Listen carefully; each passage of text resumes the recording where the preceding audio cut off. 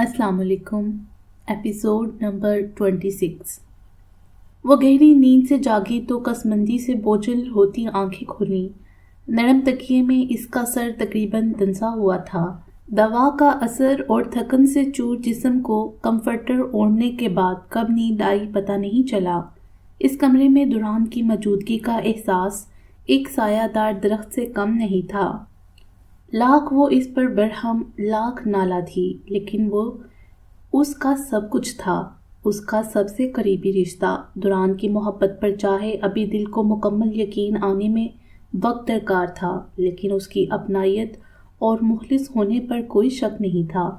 इतने घंटों की जागी वो यूं बेखबर सोई और अब जाकर आंख खुली। चंद सेकंड ये याद करने में लगे कि वो कहाँ है। इसने कंफर्टर को चेहरे पर से हटाया और गर्दन को ऊपर उठाकर कमरे का जायजा लिया। कमरा बहुत बड़ा था और 2 हिस्सों में बटा हुआ था। इसके वाले हिस्से में जहां जहाजी साइज बेड लगा था उस वक्त मुकम्मल तरीकी थी, जबकि दुरान जहां सोफे पे बैठा था वहां लैंप और लैपटॉप की रोशनी थी। लैपटॉप मेज पर खुला था और वो खुद सोफे पर सिमट कर सो रहा था। यहाँ अमेरिका जैसी सर्दी तो नहीं थी। हाँ, अलबत्ता रात के इस पहर हुनकी बहुत हद तक बढ़ चुकी थी। वो बिना किसी कंफर्टर और कंबल के सिमट कर सो रहा था। ज़रूर इसे सर्दी लग रही होगी। इसी फिक्र के ज़ेर असर सब कुछ भुलाए वो आहिस्तगी से कंफर्टर को खुद पर से उतारती अपनी जगह से उठी। शाल को कंधों के गिर लपेटा और नंगे पाँव ठंडे फर्श पर चलती वहाँ तक आई जहाँ वो बेखबर सो रहा था। वो अपने मखसूस अंदाज में कुशन को दोनों बाहों में बेच कर सीने से लगाए मासूमियत की इंतहाओं को छूता हुआ गहरी नींद में था। इतने बड़े कमरे में हीटर हुनकी को मात देने में नाकाम था। निचले लब को दांतों में दबाए वो उलझी खड़ी थी। क्या इसे उठाना चाहिए कि उठे और जाकर बेड पर सो जाए, या फिर कंफर्टर लाकर इसे उड़ा दूं? इसने इसी सोच की कशमकश में कदम आगे बढ़ाए तो थम गई। लैपटॉप पर रोशन स्क्रीन पर जगमगाती तस्वीर इसकी तमाम तर तवज्जो अपनी तरफ मबजूल कर चुकी थी। ये इसकी और दुरान की रिसेप्शन की तस्वीर थी। दुरान ने इसकी कमर के गिर्द बाजू हाइल कर रखा था। बिलाशुबा तस्वीर में वो बहुत मुख्तलिफ और हसीन लग रही थी, लेकिन इसके साथ खड़े दुरान की शख्सियत के आगे वो कुछ नहीं थी। झूठी मुस्कुराहट सजाए हुए भी वो दुनिया का हसीन तरीन मर्द लग रहा था। वो यूं ही यकटक तस्वीर पर निगाहें जमाए खड़ी थी, जब दुरान की अचानक आने वाली आवाज़ पर चौंक कर निगाहें घुमाई। क्या हुआ, इतनी सर्दी में यहाँ क्यों खड़ी हो ऐसे? वो नींद से बोझल आंखों को बामुश्किल खोले पेशानी पर बल डालता इससे सवाल कर रहा था। शायद सर्दी के बायस ही इसकी आंख खुली थी और जवेरिया को यूं खड़ा देखकर हैरत से उठ बैठा। बेड पर चले जाएं। जवेरिया की झिझकती आवाज़ उभरी। वो पास पड़ी हुड को उठाकर पहन रहा था। इसकी बात पर बाजू आस्तीन में ही थम गए। चेहरा ऊपर उठाए व रफ्तगी से देखा। इसकी नाराज़गी में भी हालिस बीवियों वाली फिक्र पर प्यार आ गया। फिक्रे में थोड़ा रद्दोबदल हो सकता है क्या? जवेरिया ने ना समझी से देखा। वो मुस्कुराहट को दबाता चमकती आंखों में शरारत समोए देख रहा था। बेड पर चले जाएं की बजाय ये जुमला बेड पर आ जाएं भी तो हो सकता है। दुरान के शरीर से जुमले के पीछे छुपे मायने पर वो न चाहते हुए भी जनप गई। वह मुश्किल दिल की बेतरतीब धड़कनों को संभाला। ये दुरान ही था। ज़हन ने दिल को झंझोड़कर हैरत से सवाल किया। मुझे नमाज अदा करनी है। सटपटा कर निगाहें चुराई और बात ही बदल दी। दुरान हफीफ सा कहका लगाता अपनी जगह से उठा तो बिल्कुल इसके मुकाबिल खड़ा था। यहाँ जाए नमाज तो नहीं होगा। जाए नमाज की जगह कोई धुली चादर भी हो सकती है। फौरन हल पेश किया। रात के 3 बज रहे थे। अचानक ख्याल आया आंख खुलने का सबब क्या था। इसे तहज्जुद अदा करनी थी। मैं चादर। दुरान ने अपनी कमर के दोनों अतराफ में हाथ धरकर निगाहों को मतलाशी इधर उधर घुमाया। ड्रेसिंग पर निगाह जाकर थम गई। ड्रेसिंग रूम की अलमारी में शायद कुछ मिल जाए। वो बात करने के दौरान ही ड्रेसिंग रूम की तरफ बढ़ गया। वापस पलटा तो हाथ में एक अदद चादर थी। जवेरिया ने आहिस्तगी चादर को इसके हाथ से लिया और कुछ दूर काउच पर रखती आगे बढ़ गई। वुजू करके वापस आई तो वो फिर से लैपटॉप पर मसरूफ था। नमाज पढ़ने के बाद बेड पर जाने की बजाय बेसबब और बेइख्तियार वो इसके सोफे के पास आन खड़ी हुई। आज जिस लड़की ने मेरा मेकअप किया था, रेड शू मुझसे उतरवा लिए थे। خاموش کمرے میں ایک دم سے اس کی آواز گونجی تو دوران جو لیپ ٹاپ پر انگلیاں چلاتا مگن تھا چونک کر رکا، سر اٹھا کر اوپر دیکھا۔ کوئی بات نہیں، ان میں ٹریکر نصب ہے، ٹریک کر لیں گے شوز، سنجیدگی سے جواب دیا اور پھر سے لیپ ٹاپ اسکرین پر نگاہ جما دی۔ دوران کی اس لاپرواہی پر سے خود پر ہی غصہ آ گیا۔ آخر کو کیا ضرورت تھی یوں آ کر بات کرنے اور فکر ظاہر کرنے کی؟ سنو، دوران کی آواز پر وہ پلٹتے پلٹتے تھم گئی۔ سوالیہ مگر ہاتھ درجہ بے اتنائی سے دیکھا۔ تم ناراض ہو؟ دوران نے بویں اچکائے فکر مندی سے سوال کیا۔ نہیں، ناراض تو اپنوں سے ہوا جاتا ہے۔ جویریہ کے برجستہ جواب پر اس کے چہرے کا رنگ بدلا ہی تھا کہ وہ اسپاٹ لہجے میں مزید وضاحت کر گئی۔ اور اپنے کبھی آپ کو چارہ نہیں بنایا کرتے ہیں۔ اس کی باتیں ہمیشہ سے ہی دل پر لگتی تھیں۔ دوران گہری سانس خارج کرتا ہوا اپنی جگہ سے اٹھا اور اس کے مقابل آن کھڑا ہوا۔ وہ ناک پھلائے ہوا کھڑی تھی، چہرے کے گرد شال اب بھی نماز صورت لپٹی تھی۔ مانتا ہوں میں نے جو بھی کیا وہ سب کرنے کے بعد تمہیں مجھ سے ایسے ہی بیہیو کرنا چاہیے، لیکن یقین کرو میں مجبور تھا۔ تم سے محبت ہو جانا ایک بے اختیار عمل تھا جس کو میں ایجنسی پر ظاہر نہیں کر سکتا تھا۔ ندامت بڑے لہجے میں صفائی دی۔ کبھی ایک بات کو دوسری دفعہ نہ دہرانے والا آج اس عورت کو بار بار صفائی دے رہا تھا۔ وہ سچ میں دل کے ہاتھوں مجبور تھا۔ آپ مجھے اس بارے میں آگاہ بھی تو کر سکتے تھے، مجھے اعتماد میں لے سکتے تھے، میں کبھی آپ کو انکار نہ کرتی، بتانے کی بھی اجازت نہیں تھی۔ آپ ان سے چھپ کر مجھے بتا دیتے، مطلب تم کہہ رہی ہو میں ان سے جھوٹ بولتا؟ دوران نے بویں اچکائے ہلکی سی مسکراہٹ کے ساتھ سوال کیا۔ وہ ایک دم سے اور غصے میں آئی۔ ایسا کب کہا میں نے؟ ابھی تھوڑی دیر پہلے۔ اچھا، جھوٹ بولنے سے اتنا گھبراتے ہیں، لیکن دھوکہ دینے سے بالکل نہیں گھبراتے۔ چڑھ کر ترکی بہ ترکی جواب دیتی وہ اپنے جملوں کو بنا تولے بولے گی۔ دوران کے لبوں سے مسکراہٹ ایک دم سے غائب ہوئی۔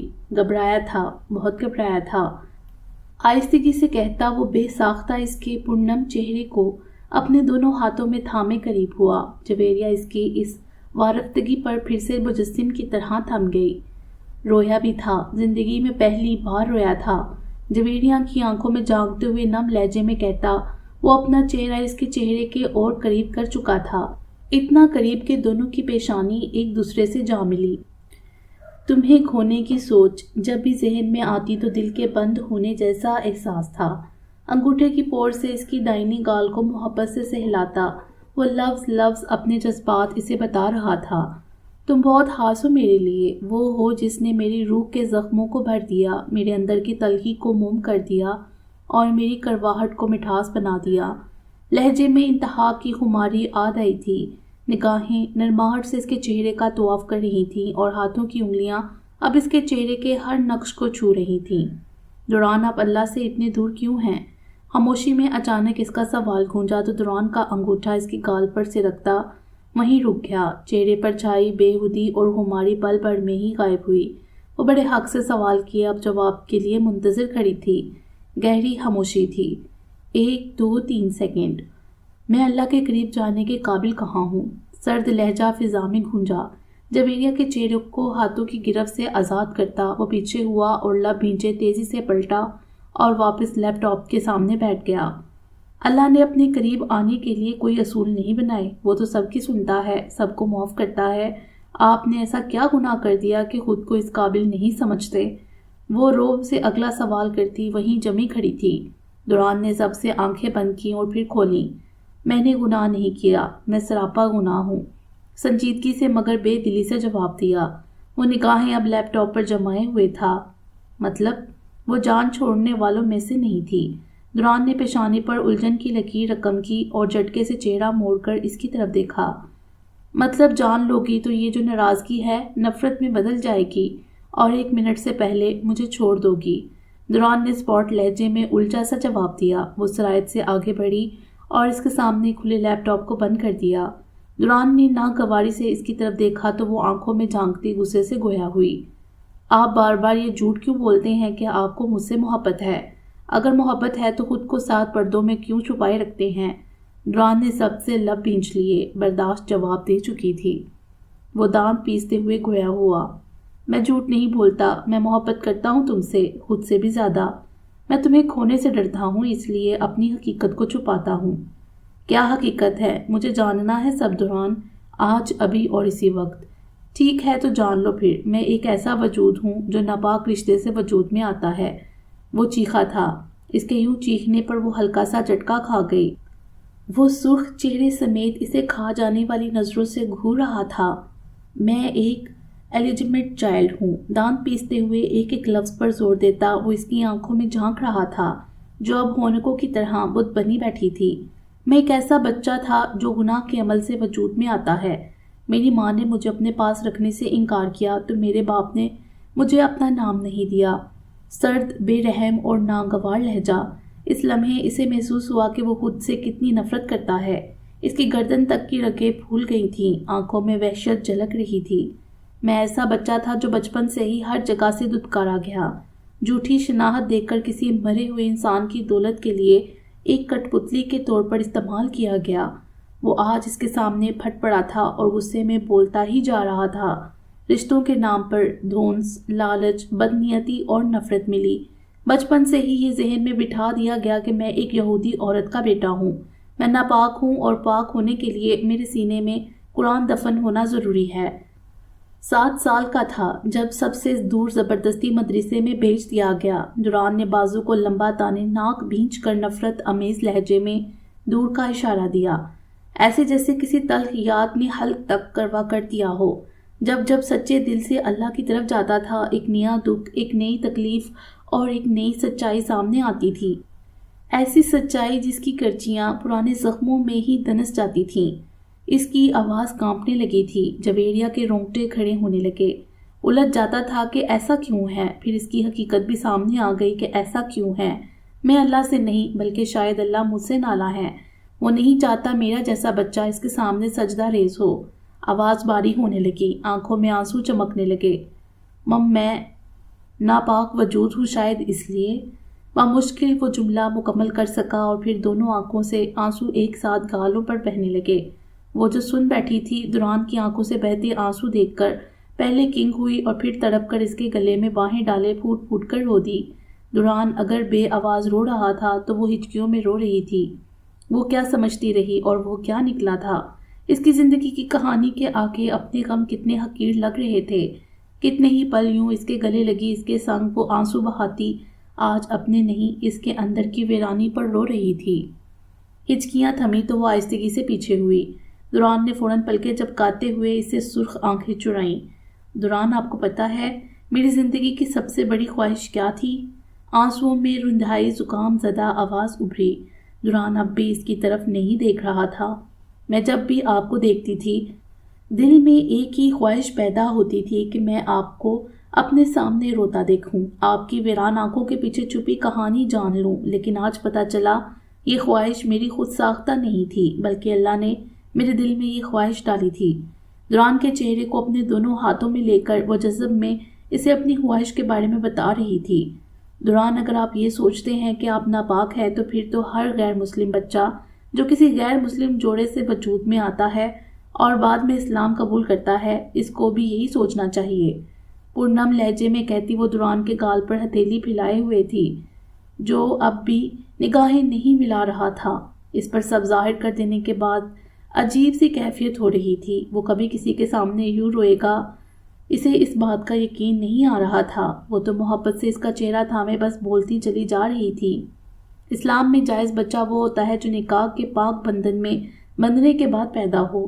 اس طرح تو تمام غیر مسلموں کے بچے جو شادی شدہ جوڑوں میں سے بھی پیدا ہوئے، وہ سب ناپاک ہوئے، کیونکہ ان کے ماں باپ نے شادی غیر مذہب کے طریقوں سے کی ہوتی ہے، جو ہرگز پاک نکاح میں شمار نہیں ہوتے۔ دوران نے آہستگی سے نگاہیں اس کے چہرے کی طرف موڑی۔ دوران، کوئی بھی بچہ ناپاک نہیں ہوتا، وہ اس دنیا میں کیسے، کیوں کر اور کس بطن سے پیدا ہو کر وجود میں آیا، اللہ کو اسے سروکار نہیں ہے۔ اللہ کی نظر میں پاک وہ ہے جو کلمہ پڑھ کر پاک ہوتا ہے اور متقی ہے۔ وہ تو بھولے بسرے لوٹ آنے والوں کو دھتکارتا نہیں ہے، وہ تو برسوں کے غافلوں کو بھولتا نہیں ہے، وہ بہت رحیم ہے۔ ہم سب اس کی مرضی سے اس دنیا میں آئے ہیں، وہ چاہے تو بطن میں ہی ہماری سانسیں چھین لے۔ اس نے کسی کو بے سبب اور ناپاک پیدا نہیں کیا۔ دوران حیرت سے اس کے پاکیزہ چہرے کو دیکھ رہا تھا۔ اس کا لفظ پھوار تھا، ٹھنڈی پھوار، نرم پھوار، اللہ پاک نے قرآن پاک میں واضح الفاظ میں کہا ہے کہ اے لوگوں، ہم نے تمہیں مرد اور عورت سے پیدا فرمایا اور ہم نے تمہیں قوموں اور قبیلوں میں تقسیم کیا تاکہ تم ایک دوسرے کو پہچان سکو۔ بے شک اللہ کے نزدیک تم میں زیادہ باعزت وہ ہے جو تم میں زیادہ پرہیزگار ہو۔ بے شک اللہ خوب جاننے والا، خوب خبر رکھنے والا ہے۔ وہ روانی سے کہتی اس کی پور پور میں سکون اتار رہی تھی، وہ اس کا سکون تھی، روح میں اترتا سکون۔ اللہ نے کہیں نہیں لکھا کہ کسی گناہ کے سبب پیدا ہونے والے بچے ناپاک ہیں اور ان کے والدین کے گناہ کی سزا ان کو بھگتنا ہوگی، اور آپ نے یہ کیسے سوچ لیا کہ میں یہ سچ جان کر آپ کو چھوڑ دوں گی؟ جویریہ کی نم آنکھوں میں پل بھر کو شکوہ جھلکا۔ دوران تو بس یک ٹک اسے دیکھ رہا تھا۔ میرے دل میں آپ کی محبت ڈالنے والے کی نظر میں جب آپ کی یہ سچائی کوئی معنی نہیں رکھتی تو میں کون ہوتی ہوں؟ آپ کو جنتی یا جہنمی قرار دینے والی، پاک یا ناپاک کہنے والی؟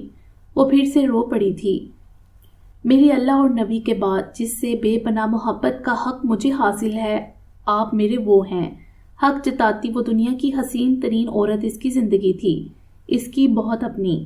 آپ کی سچائی نے مجھے آپ سے دور نہیں کیا بلکہ اور قریب کر دیا ہے۔ جو شخص اللہ سے اتنی محبت کرتا ہو کہ خود کو ناپاک سمجھ کر اس کے آگے سجدہ کرنے سے گھبراتا ہو، جسے اپنے سجدے سے اللہ کے ناراض ہونے کا خوف ہو، جس نے اتنی شہرت اور دولت کے باوجود کبھی کوئی ناجائز کام نہ کیا ہو، جو وقت کے فرعونوں کو جان سے مار دینے کے لیے اپنی جان اپنی عزت داؤ پر لگا دینے والا ہو، مجھے اس بازل کی بیوی ہونے پر فخر ہے۔ وہ اس کا سکون بھی تھی، دل کو آج محسوس ہو رہا تھا، اس کا لفظ لفظ سچ تھا، حق تھا۔ وہ اس کی آنکھیں کھول رہی تھی، اس کے دل کا محل دھو رہی تھی۔ مجھے آپ کی محبت ہونے پر فخر ہے، مجھے آپ کے ساتھ پر فخر ہے۔ دوران کا ہاتھ تھامے وہ قریب ہوئی اور اب کی بار پرسکون ہو کر اس کے گلے سے لگ گئی۔ ہاں، محبت کے جواب میں محبت روح کے زخموں کا مرہم ہے۔ جس طرح جسمانی زخم کی احتیاط اور خیال سے دیکھ بھال کرنے والا کوئی اپنا ہو تو زخم جلدی بھر جاتے ہیں، بالکل اسی طرح روح اور دل پر لگے زخموں کو بھی کسی کی محبت اور چاہت بہت جلد بھر دیتی ہے۔ اس کے زخم کو بھی اس کے سینے سے لگی یہ لڑکی پل بھر میں ہی بھرنے میں کامیاب ہو گئی تھی۔ دل کی تکلیف ختم ہو چکی تھی۔ دوران نے چہرہ اس کی گردن کے قریب اس کی کان کی لو کے پاس کیا۔ فجر کی نماز ادا کریں۔ دوران کی مدھم سی سرگوشی تھی، وہ خوشی اور حیرت کے ملے جلے تاثر سے پیچھے ہوئی۔ وہ پرسکون چہرے کے ساتھ بیٹھا تھا، بارش کے بعد دھلے آسمان جیسی نرماہٹ اور پاکیزگی اس کے چہرے کا حصار کیے ہوئے تھی۔ جویریہ نے نم آنکھوں اور مبہم سی مسکراہٹ کے سمیت سر اس بات میں ہلا دیا۔ اسفند ناک بینچے تیز تیز قدم اٹھاتا دروازے تک پہنچا اور ایک جھٹکے سے دروازہ کھول دیا۔ سامنے کنز ہی کھڑی تھی۔ نوین کی اس حرکت کے بعد 3 ماہ کے اندر اندر کنز نوین سے طلاق لینے میں کامیاب ہو چکی تھی۔ آپ نے یہ بہت غلط کیا بھابھی، ایسا نہیں کرنا چاہیے تھا، اتنی سی غلطی کی اتنی بڑی سزا۔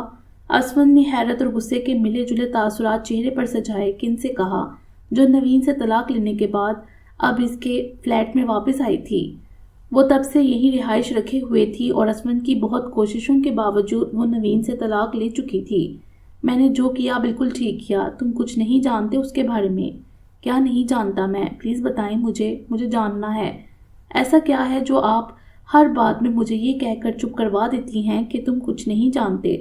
اسفند نے جھنجھلا کر اس کے بڑے قدم روکے۔ وہ سٹ پٹا کر رکی اور خاموشی سے اس کی طرف دیکھنے لگی۔ بولیں، اب چپ کیوں ہیں؟ نوین بھائی اتنی محبت کرتے ہیں آپ سے، سب آپ کے لیے کر رہے ہیں، اور کیا ہے جو نہیں جانتا میں؟ وہ منشیات فروش ہے۔ کنز کے اسپاٹ لہجے میں کہے گئے جملے پر اسفند کی زبان کو بریک لگی، آنکھیں پوری کھل گئیں۔ کیا؟ ہاں، درست سنا تم نے، کیفے کی آڑ میں وہ ڈرگ سمگلنگ کرتا ہے۔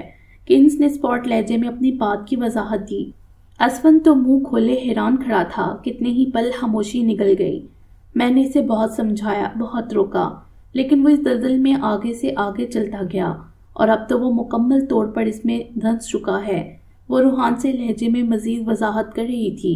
نوین کی واپسی اس کی موت ہے اور اس کے ساتھ رہنا اب میری موت ہے۔ وہ رو دی اور ایک دم بپڑ کر اسفند کا گریبان تھام لیا۔ تمہیں کیا لگتا ہے میں اس سے محبت نہیں کرتی؟ غصے سے سوال کرتی وہ اسفند کی آنکھوں میں جھانک رہی تھی۔ میں اس سے بہت محبت کرتی ہوں۔ پھوٹ پھوٹ کر روتی وہ اسفند کے سینے سے جا لگی۔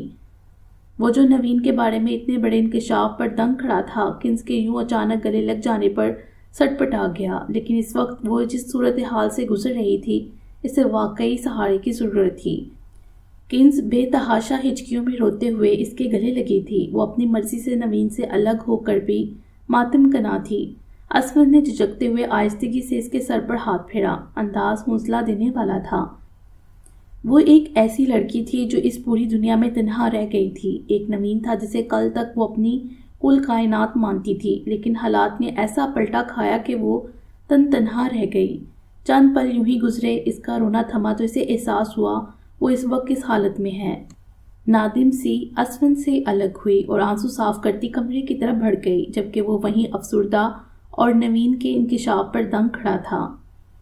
سیاہ کار اپنی رفتار کو سست کرتے ہوئے آہستگی سے مٹی اڑاتی سڑک پر رکی۔ ویران کچی سڑک کے بائیں طرف گیٹ تھا۔ وہ بہت بڑا لوہے کا بوسیدہ زنگ آلودہ اور کہیں کہیں سے جھلکتے سلیٹی رنگ پینٹ والا گیٹ تھا۔ گیٹ کے ارد گرد کھنڈر ہوتی اونچی قلعہ نما دیواریں کسی پرانے جیل کی سی معلوم ہوتی تھیں۔ شیون کے جویریہ کے ساتھ بھیجے ہوئے دونوں آدمیوں کو ختم کرنے کے بعد وہ اور زک شیون کے حکم پر فوراً ہوٹل سے بیس بدل کر اور جویریہ کو ساتھ لے کر روانہ ہوئے تھے۔ وہ اس جگہ کا سارا راستہ پہلے ہی جویریہ کے ذریعے ٹریس کر چکے تھے، اس لیے اب بآسانی اور بنا کسی رکاوٹ کے یہاں موجود تھے۔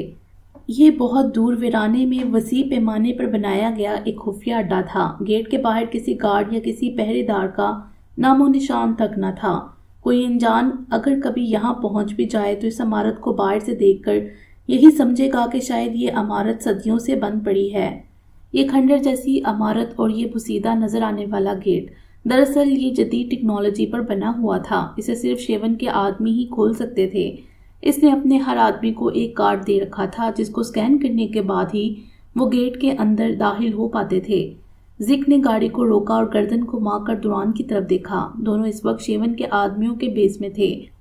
زک ڈرائیونگ نشست پر جبکہ دوران پیچھے جویریہ کے ساتھ بیٹھا تھا۔ زک اسے اگلے لائحہ عمل کے لیے اشارہ مانگ رہا تھا اور پھر دوران کی گردن کے ہلکے سے ہم پر ہی زک سرایت سے گاڑی سے اترا اور گیٹ کی طرف بڑھ گیا۔ دوران نے اور اس نے صبح فجر کی نماز کی ادائیگی کے بعد اس مقصد کی کامیابی کے لیے دعا کی تھی۔ بے شک دوران کا ساتھ اور اللہ پر بھروسہ اس مقصد میں اس کا حوصلہ بڑھانے کے لیے کافی تھا، لیکن اندر سے وہ ایک صنف نازک ہی تھی جس کا دل اب بھی ایک چڑیا کی طرح لڑز رہا تھا، کیونکہ اسے اب خود سے زیادہ دوران کی فکر تھی۔ زک گیٹ کے ایک طرف دیوار پر نصب جھاڑیوں میں چھپے لاک کی پیڈ کو بغور دیکھ کر واپس آیا اور گاڑی کی پچھلی کھڑکی سے سر اندر کیا۔ تم ٹھیک کہہ رہے تھے، گیٹ لاک صرف اینٹری کارڈ کے سواب پر نہیں کھلے گا۔ وہ بویں سکیڑے دوران کو گیٹ کے تالے کو کھولنے کے بارے میں آگاہ کر رہا تھا۔ وہ لوگ ان دو آدمیوں کے اینٹری کارڈ لائے تھے، لیکن اب زک کہہ رہا تھا کہ گیٹ پر 3 قسم کے کوڈ لگے ہیں اور صرف کارڈ سواپ کرنے سے کام نہیں بنے گا۔ اب کیا کریں گے پھر؟ جویریہ نے پریشان ہوتے ہوئے باری باری دونوں کے چہروں کی طرف دیکھا، لیکن وہاں پر اس کی پریشانی جیسے کوئی اثار نہیں تھے۔ تو نکالو پھر، دوران نے پرسکون لہجے میں زک سے کہا، جس پر وہ فوراً گاڑی کا دروازہ کھول کر اندر داخل ہوا اور اپنے پیروں کے نیچے فٹ پیڈ کو ہٹایا، چھوٹا سا سیاہ بریف کیس نکالا اور گود میں رکھ کر کھولا۔ جویریہ بڑے انہماک سے سب دیکھنے میں مصروف تھی۔ زک کی گود میں رکھا بریف کیس وہ پچھلی نشست پر بیٹھی بآسانی دیکھ سکتی تھی۔ زک نے جیسے ہی بریف کیس کو کھولا، وہ جو انہماک سے سب دیکھنے میں مگن تھی، بریف کیس کے اندر نظر پڑتے ہی سانس رک گیا۔ وہ ایک دم چیخ دیتی اگر دوران فوراً اس کے منہ پر ہاتھ نہ رکھ دیتا۔ بریف کیس کے اندر پلاسٹک بیگ میں 4 عدد خون میں لت پت آنکھوں کے ڈیلے اور 2 کٹے ہوئے انگوٹھے پڑے تھے۔ زک نے انگوٹھے پلاسٹک بیگ سے نکالے اور ایک چھوٹی سی سکین مشین کے اوپر باری باری انگوٹھوں کو رکھا۔ انگوٹھے رکھتے ہی سکین مشین کے نیچے بنے سوراخ سے 2 عدد جلی نما سٹیکر برآمد ہوئے۔ زک نے یہ پیاز کے چھلکے جیسی پتلی سی تہ والا ایک ٹرانسپیرنٹ سٹیکر اٹھا کر اپنے انگوٹھے پر چپکایا اور ایک دوران کی طرف بڑھا دی۔ دوران اب تک جو جویریہ کے منہ پر ہاتھ رکھے ہوئے تھا، جو پھٹی آنکھوں سمیت اب دوران کی طرف دیکھ رہی تھی، دوران نے اس کے منہ پر سے ہاتھ اٹھایا اور اس چپکنے والی جھلی کو اپنے انگوٹھے کی پور پر چپکانے لگا۔ جویریہ اب گہری گہری سانسیں لیتے ہوئے دونوں کی طرف دیکھ رہی تھی۔ زک نے بریف کیس بند کیا اور گاڑی سے اتر گیا۔ زک کے جانے کے بعد دوران نے اپنے برابر ہونک بنی بیٹھی جویریہ کی طرف دیکھا، وہ لٹھے کی مانند سفید تھی۔ اس کی حالت پر دوران بے ساختہ مسکرا دیا۔ ایجنسی کی اجازت پر وہ جویریہ کو اپنے خفیہ نام سے لے کر مقصد کی تمام معلومات دے چکا تھا۔ ایسا اب اس لیے ضروری تھا کیونکہ جویریہ اب ان کا انجان مہرہ نہیں تھی، بلکہ ایجنسی کے رکن یعنی اس کی بیوی کے ساتھ ساتھ ایجنسی کی سیویلین ہیلپر تھی۔ لیکن اس سب کے باوجود وہ کیا کچھ کرنے والے ہیں اس بارے میں جویریہ کو کچھ نہیں پتا تھا۔ اس لیے اب بریف کیس میں رکھی آنکھوں کے ڈیلوں اور کٹے ہوئے انگوٹھے دیکھ کر وہ اپنے خوف کو چھپا نہ سکی۔ مسز باسل، اتنی سی ہمت ہے بس؟ دوران نے مسکراہٹ دباتے ہوئے آہستگی سے اس کے قریب ہو کر سرگوشی کی تو وہ سٹپٹائی اور تھوک نکل کر چہرے کا رخ دوران کی طرف موڑا۔ ہمت بہت ہے، لیکن ہوں تو انسان ہی، وحشی تو نہیں ہوں۔ مطلب تم یہ کیا کہنا چاہ رہی ہو کہ میں وحشی ہوں؟ دوران نے اس کی بات پر خفیف سا کہکا لگایا۔ کچھ کم بھی نہیں ہے۔ یہ سب کرنے کی کیا ضرورت تھی؟ ان دونوں آدمیوں کی آنکھیں اور اف، وہ زور سے آنکھیں میچ گئی۔ اچھا تو کیا ان دونوں کی آنکھوں اور انگوٹھوں کو لانے کی بجائے ان کی پوری لاشیں اٹھا لاتے؟ دوران اب بھی مسکرا رہا تھا۔ اب کی بار وہ کچھ نہیں کہہ سکی۔ گیٹ لاک سے لے کر اندر موجود تمام کوڈ ڈبل سے ٹرپل لاک پر مشتمل تھے۔ تھمب سکین، رینٹینا سکین اور کارڈ سواپ۔ کارڈ تو وہ ساتھ لے آئے تھے، لیکن ان کے رینٹینا اور تھمب سکین کے لیے جلدی میں یہی کرنا پڑا۔ وہ اپنی دائنی آنکھ کی پتلی پر ان دونوں آدمیوں کا نقلی رینٹینا لینس بھی لگا چکے تھے۔ وہ اب بھی سر کو بریف کیس کے منظر سے جھٹک رہی تھی جب زک نے واپس آ کر ڈرائیونگ نشست سنبھالی۔ گاڑی سلائیڈ کی طرح کھلتے گیٹ کے اندر داخل ہو رہی تھی۔ گیٹ کے اندر کی دنیا باہر کی ویرانی سے یکسر مختلف تھی، جہاں ان گنت اسلحے سے لیس آدمی گھوم رہے تھے۔ قطار در قطار ہزاروں کی تعداد میں لگی گاڑیوں میں ان کی اندر داخل ہوتی گاڑی کی طرف کوئی متوجہ نہیں تھا۔ پریشان مت ہونا، ابھی ہم تم سے الگ ہو جائیں گے، لیکن ہم یہیں پر ہیں۔ ہمارے سارے کام پورے ہونے تک تمہیں شیون کو الجھائے رکھنا ہے۔ دوران اس کی طرف بنا دیکھے سمجھا رہا تھا۔ وہ کنکھیوں سے گاڑی کے شیشوں کے پار جائزہ لینے میں مصروف تھا۔ مم، میں کیسے الجھائے رکھوں گی اسے؟ دوران، آپ نے مجھے کہا تھا آپ یہاں میرے ساتھ ہوں گے۔ دوران کی بات پر وہ گھبرا گئی۔ یہاں داخل ہونے سے پہلے تک کی ہمت اور اب کی ہمت میں زمین آسمان کا فرق آ چکا تھا۔ گھبراؤ مت، میں ساتھ ہی ہوں گا، تمہیں کچھ نہیں ہوگا، چلو اترو اب۔ جویریہ کو اترنے کا حکم دیتا وہ خود بھی گاڑی سے نیچے اترا۔ زک نے پیسوں سے بڑا بریف کیس دوران کو تھمایا۔ دوران نے جویریہ کے بازو کو پکڑا اور آگے بڑھنے لگا۔ وہ لوگ ابھی چند قدم ہی آگے بڑھے تھے جب دو سیاہ فام تیز قدم اٹھاتے ہوئے ان کی طرف بڑھے۔ ان کو ایسے بڑھتا دیکھ کر دوران نے اس کے بازو پر دباؤ ڈالے رکنے کو کہا۔ وہ اندر تک لڑس گئی۔ ایک پل کو ایسا لگا جیسے وہ دوران کو پہچان گئے ہوں۔ دونوں آدمی پاس آئے۔ ایک نے دوران کے ہاتھ سے بریف کیس پکڑا جبکہ دوسرے نے اس کا بازو کھینچا۔ وہ جھٹکا کھا کر آگے بڑھتی بھی بار بار پیچھے مڑ کر دیکھ رہی تھی۔ وہ لوگ اسے دوران سے الگ کر کے لے جا رہے تھے۔ دوران نے آہستگی سے آنکھوں کو بند کر کے کھولا۔ اشارہ تسلی دینے والا تھا۔ وہ نم ہوتی آنکھوں سے اس کی طرف دیکھ رہی تھی، مگر لڑزتے دل کی ہر دھڑکن اس کے لیے دعا گو تھی۔ بیولی ہلز کی اس اونچی این لا سینیگا بلو وارڈ عمارت کے پیچھے سورج آہستگی سے ڈوب رہا تھا۔ شام کے پھیلتے سائے مضافات میں ایک بوجھل پن پیدا کر رہے تھے۔ عمارتوں کی جلتی بتیاں اس شربتی سے منظر کو فسوں خیز بنا رہی تھیں۔ اس عمارت کے ایک فلیٹ میں دو نفوس اس فسوں خیز منظر کا حصہ لگ رہے تھے۔ انل کے فلیٹ کے لاؤنج میں لگے صوفوں پر انل اور جیسیکا آمنے سامنے بیٹھے تھے۔ ہلکے انگوری رنگ کی میکسی میں ملبوس وہ حسین چہرے والی دوشیزہ اس وقت متورم آنکھوں اور سرخ ہوتی ناک سمیت انل کے سامنے بیٹھی تھی۔ انل پریشانی سے اس کی طرف دیکھ رہا تھا جو بار بار اپنی گال پر بہتے آنسو صاف کر رہی تھی۔ وہ آج پھر صبح ہوتے ہی انل کے فلیٹ پہنچ گئی تھی۔ سارا دن انل کی دیکھ بھال میں لگایا اور سرے شام وہ اسے اپنی زندگی کی تلخیوں کے بارے میں بتاتے ہوئے بری طرح رو دی۔ بظاہر ہنستی کھیلتی جیسیکا اندر سے دکھوں اور اکیلے پن کا شکار لڑکی تھی۔ وہ جو دوران کی اجازت کے بنا اسے کچھ بھی نہ بتانے کا تہیہ کر چکا تھا، اب اسے سب سچ بتا دینا چاہتا تھا۔ وہ اسے ہرگز اتنا بڑا دھوکہ نہیں دینا چاہتا تھا۔ وہ نہیں جانتا تھا کہ دوران کس صحیح وقت کے انتظار میں اس سے سب حقیقت چھپائے ہوئے تھا، لیکن آج اس سے یہ سب برداشت نہیں ہو رہا تھا۔ جیسیکا، مجھے تمہیں کچھ سچ بتانا ہے۔ انل کی آواز نے اچانک ماحول کی خاموشی میں خلل پیدا کیا۔ جیسیکا نے نم آنکھوں اور مترنم چہرے سمیت سوالیہ اس کی طرف دیکھا۔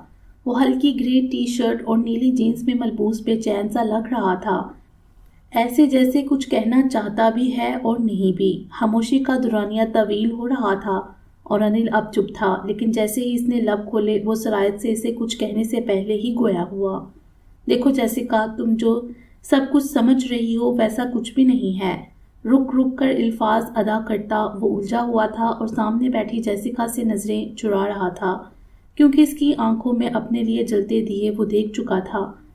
وہ اس مختصر عرصے میں اس کے لیے بے پناہ جذبات پنپ چکی تھی۔ ایک تنہا اور ٹوٹا ہوا شخص ایسا ہی ہوتا ہے، وہ تنہائی کے اندھیروں میں نہ چاہتے ہوئے بھی کسی روشنی کے انتظار میں ہوتا ہے۔ انل وہی روشنی بن کر آیا تھا۔ وہ بہت خوش اور پرسکون تھی، لیکن انل کا یہ الجھا انداز اسے الجھا گیا تھا۔ مطلب کچھ دیر خاموش رہنے کے بعد وہ بویں سکیڑ کر گویا ہوئی۔ انل نے اپنے دونوں ہاتھوں کو آپس میں ملایا اور لبوں پر رکھتے ہوئے سر کو نیچے جھکایا۔ مطلب یہ کہ وہ رکا، چہرہ اوپر اٹھایا اور ایک گہری نگاہ سامنے بیٹھی حیران سی جیسیکا پر ڈالی۔ نہیں، میں مزید اسے دھوکے میں نہیں رکھ سکتا ہوں جیسیکا، میں نہ تو تمہیں وہ پیسے بھیجتا تھا اور نہ ہی میں تمہارا کوئی خفیہ چاہنے والا ہوں۔ ایک ہی سانس میں وہ ٹھا ٹھا اس پر بم پھوڑ چکا تھا۔ وہ دنگ ہوئی، چھوٹی آنکھوں کے اندر کی پتلیاں پھیل گئیں۔ دیکھو، تمہیں پیسے میں نہیں، میرا باس بھیجتا ہے، فلم سٹار دورانگ۔ وہی وہ اصل شخص ہے جو تمہیں پیسے بھیجتا ہے۔ کیا؟ اب کی بار وہ پھیکی سی آواز میں کہتی ہوئی اور زیادہ پریشان لگ رہی تھی، چہرے پر بے یقینی تھی۔ دورانگ کو کون نہیں جانتا تھا؟ اسے تو اس بات پر بے انتہا خوشی تھی کہ اس سے محبت کرنے والا لڑکا کوئی معمولی انسان نہیں ہے، بلکہ ایک بہت بڑے فلم سٹار کا پی اے ہے۔ لیکن یہ انکشاف تو اس کے ہوش اڑا گیا تھا کہ اسے پیسے بھیجنے والا انل نہیں بلکہ وہ خود ہے۔ ہاں، یہ سچ ہے اور حقیقت تمہاری سمجھی جانے والی حقیقت سے بالکل مختلف ہے۔ وہ کوئی تمہارا خفیہ جانے والا نہیں ہے۔ وہ اب بھی ساکن بیٹھی تھی، ہمتن گوش، حیرت سے انل کی طرف دیکھتی ہوئی۔ انل نے ایک سیکنڈ کے توقف کے بعد پھر سے بات شروع کی۔ بلکہ وہ یہ پیسے تمہیں تمہاری ماں کی وجہ سے بھیجتا ہے۔ ماں کی وجہ سے؟ اب وہ چپ نہیں رہ سکی تھی۔ متغیر لہجہ اور پھٹی آنکھیں، اس کی حیرت اب انتہا کو چھونے لگی تھی۔ ہاں، تمہاری ماں کی وجہ سے۔ دراصل کنس پارکر یعنی کہ تمہاری ماں اس کی بھی ماں ہے۔ دورانگ تمہارا سوتیلا بھائی ہے۔ سامنے بیٹھی جیسیکا کے چہرے پر موجود تاثرات بالکل ایسے تھے جیسے اس خبر کے ملنے پر کسی کے بھی ہو سکتے تھے۔ رات کا اندھیرا پھیلتے ہی اس بھیانک کھنڈر میں جیسے دن چڑھ آیا تھا۔ عمارت باہر سے جتنی بھیانک اور ویران لگ رہی تھی، اندر ایک روشن، چمکتی دھمکتی، اڑیانی شباب، شراب اور منشیات کے نشے میں بے ہنگم ہوئے لوگوں سے آباد تھی۔ رات ہوتے ہی یہاں سے سیکس ورکر کی روانگی کی تیاری اور شراب کا دور دورہ چل نکلا تھا۔ تقریباً گاڑیاں اور سیکس ورکر وہاں موجود شیون کے آدمیوں کے ہمراہ شہر کے لیے روانہ ہو چکی تھیں۔ باقی بچے کچھ لوگوں کو بے آواز انجیکشن مشین گن سے آہستہ آہستہ ختم کرتے ہوئے وہ دونوں اب مین ہال تک پہنچ چکے تھے۔ وہ دونوں انہی کے آدمیوں کے بیس میں تھے، اس لیے کسی کو ان پر شک نہیں گزرا تھا۔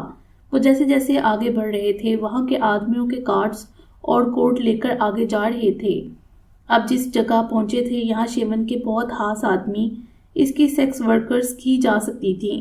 توران اور زک نے اندر داخل ہوتے ہی مین ہال کے کوڈ کو بدل دیا تھا تاکہ باہر کے لوگ اب اندر نہ آ سکیں۔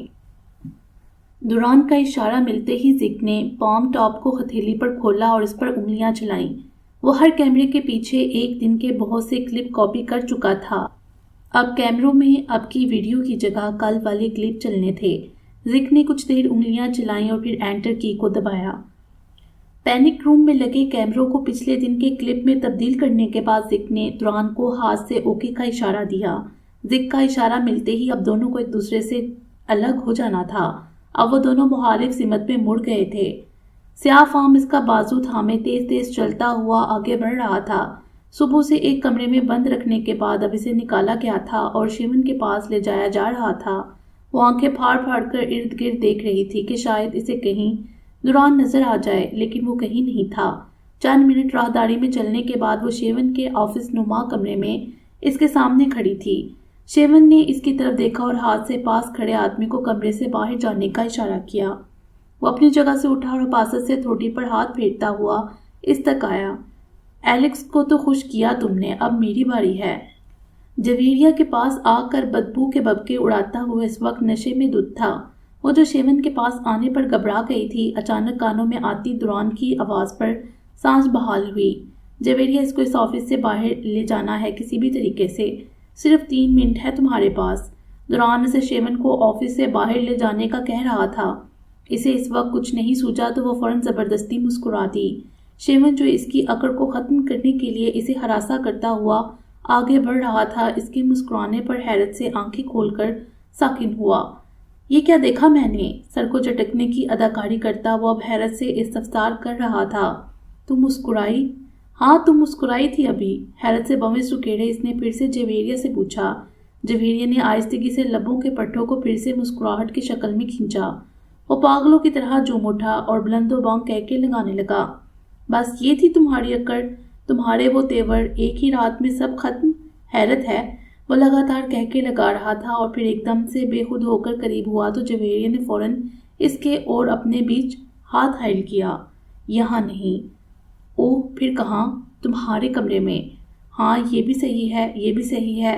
वो हबासत से सर हिलाता हुआ अलग हुआ और फिर फौरन इसका बाजू थामा और झटके से करीब किया। चलो चलते हैं, अब और इंतज़ार मुमकिन नहीं।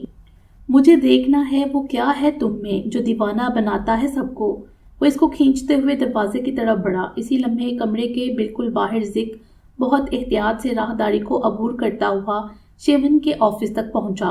बासिल, मैं राइट पोजीशन पर हूँ। दुरान को अपने पहुंच जाने की खबर देने के बाद वो अब अंदर मौजूद जवेरिया के बाहर आने का मुंतज़िर था। इन्हें शेवन के इस ऑफिस से ही सब मालूमात निकालनी थी। शेवन एक झटके से जैसे ही जवेरिया को लेकर ऑफिस से बाहर निकला, जिक ने फौरन रुख फेरा। वो जिक की तरफ मतवज्जा हुए बिना तेजी से आगे बढ़ गया। जिक ने आंखें चूंदी की और इसके ऑफिस के लॉक को देखा। इसे अब ये लॉक डिकोड करना था। दूसरी तरफ दुरान अब रास्ते में आते सब आदमियों को ख़त्म करता हुआ आगे बढ़ रहा था, जबकि तीसरी तरफ जवेरिया शेवन के कमरे में पहुंच चुकी थी। शेवन को अपनी तरफ बढ़ता देखकर इसकी सांस खुश्क हो रही थी। दुरान की तरफ से खामोशी जान निकाल रही थी। शेवन शैतान का रूप धारे आगे बढ़ रहा था। दुरान, आप कहाँ हैं? फीकी सी कामती आवाज़ में वो दुरान को आवाज़ देती। सब अदाकारी भूल चुकी थी। शेवन की कम होती दूरी और दुरान का ना पहुंचना इसकी घबराहट का सबब बन रहा था। शेवन नीम पर हना होता सब होशो हवास खो चुका था और इसको अपने पास आता देखकर वो मुखालिफ सिमत को भागी। क्या हुआ अब? वो झुंझला कर दांत पीसता हुआ पलटा। जवेरिया तकरीबन भागती हुई कमरे के दरवाजे तक पहुंची। दरवाजे का लॉक वो किसी सूरत नहीं खोल सकती थी। वो यूं लाक के साथ उलझ रही थी जब एकदम से शेवन ने इसे कंधों से थामकर अपनी तरफ मोड़ा। छोड़ो मुझे दुरान, वो शेवन को धक्का देते हुए चीख पड़ी। शेवन ने एक पवें चढ़ाकर जहरीली मुस्कुराहट को लबों पर सजाया। ये फिल्म नहीं है मेरी जान, तुम्हारा हीरो यहाँ कभी नहीं पहुँच सकता। वो लपक कर जवेरिया तक पहुँचा था। दुरान, वो पागलों की तरह चीखती हुई दुरान को पुकार रही थी, जबकि वो कह के लगाता अपनी गिरफ्त मजबूत कर रहा था। वो बेखुदी में इतना दुख था कि दरवाज़ा खुलने की आवाज़ तक सुनाई नहीं दी। दरवाज़ा खुलते ही दुरान एक जिस्त में इस तक पहुँचा और इसे गर्दन से दबोचकर अपनी तरफ मोड़ा। एक झटके से मास्क को चेहरे पर से उतारा।